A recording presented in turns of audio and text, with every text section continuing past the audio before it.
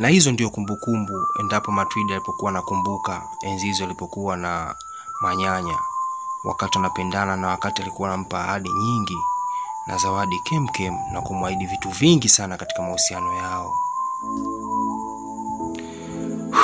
Kama ambavyo nilikuchagua kukupenda kwa mazuri yako uliyokuwa nayo, ndivyo hivyo nitayabeba matatizo yako uliyokuwa nayo. Na hizo ndio zilikuwa ahadi za Manyanya mbele ya Matilda, na kumwahidi kuwa atamfuta machozi na pia atamfariji, na yeye ndiye mwanamke wa pekee katika upande wake. Lakini mwisho wa siku haikuwa hivyo. Na ikapelekea mpaka Matilda kuchukua uamuzi na kubugia vidonge, ili mradi tu afe na asionekane tena katika uso wa dunia. Je, kama shabiki wa kweli wa Matilda, kwa upande wako, je, hiki kitu alichokifanya Matilda ni sahihi au sio sahihi?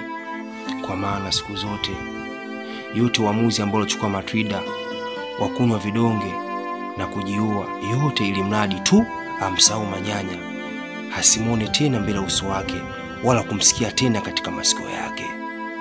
Bwana mapenzi yanauma sana, na siku zote uyasikie tu yametokea kwa mwenzako na usiombe akukute, kwani ni kitu kibaya sana. Hii ni kama funzo ambalo tunajifunza na sisi kwa upande wetu, na usimwamini mwanaume wa mtu na ukaamini ndio akawa kwako. Hiki leo kichomkuta Matilda kinakuwa kinamwathiri sana kisaikolojia. Je, wewe kwa upande wako? Naomba dondosha comment hapo chini ili tujue jinsi gani ambacho kinachoendelea na kitu alichokifanya Matilda na uamuzi aliofanya, je, ni sahihi au sio sahihi? Kwa maana amechoka kuishi katika hii dunia kwa sababu mambo mengi ambayo anapitia, hana furaha, hana amani katika maisha yake, na yote kwa sababu ya Manyanya.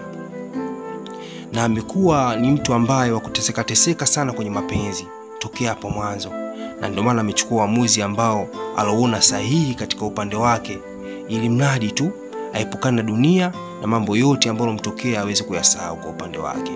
Sasa naomba udondoshe komenti yako hapo chini, ili mradi tupige story na kutujiulize hiki kitu alichokifanya Matilda katika uamuzi ambao anaamua yeye kufanya kwa upande wake, je, ni mzuri ama ni mbaya? Bwana hii movie ni bonge la movie, na kama ndio kulifuatilia basi lifuatilie tu, maana